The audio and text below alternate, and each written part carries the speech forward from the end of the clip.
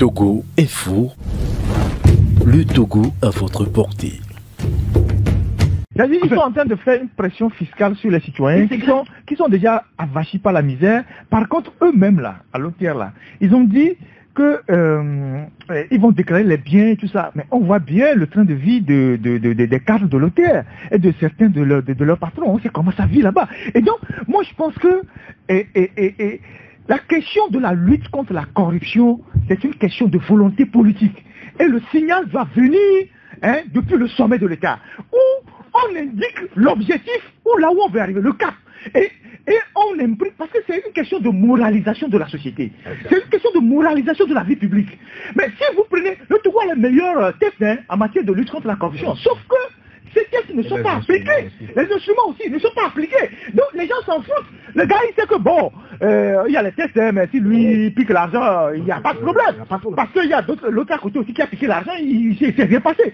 Donc, à partir de ce moment-là, l'État perd beaucoup d'argent dans les circuits de corruption, voyez-vous. Et donc, je pense que c'est le premier chantier aujourd'hui qu'il faut ouvrir, et cela permettra, si on étudie la question par les spécialistes, ils pourront vous dire combien l'État peut ramener dans les caisses de l'État en luttant contre la corruption au Togo. Maintenant, il y a d'autres aspects de la réduction de la vie, du temps de vie de l'État, il y a des trucs inutiles qu'il faut arrêter, il y a beaucoup de choses, parce que vous prenez par exemple certains cabinets, vous avez des gens qui sont là, c'est pas qu'ils sont, mais qui sont rémunérés à ne rien faire. Il y en a plein dans plusieurs cabinets. Mais vous regardez un peu, le Togolais gagne 35 000.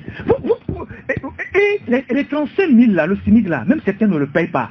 Vous imaginez aujourd'hui, avec l'augmentation, et j'ai vu les prix ces jours-ci, on dit, Lomé à Balepédo, 700 francs. Lomé à Tétikope, 800 francs. Lomé, je ne sais où, Diagbele, Lomé, Zanguera, 800 francs.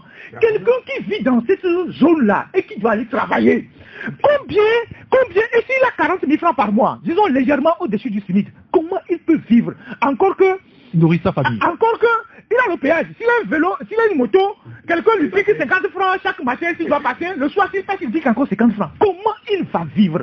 Donc, les dirigeants ne doivent pas attendre qu'on ait des menaces comme ce qui se passe dans les savanes pour venir parler aux populations. Il faut se battre pour relever le niveau de vie des populations et les mettre à l'abri des menaces comme les... Merci beaucoup.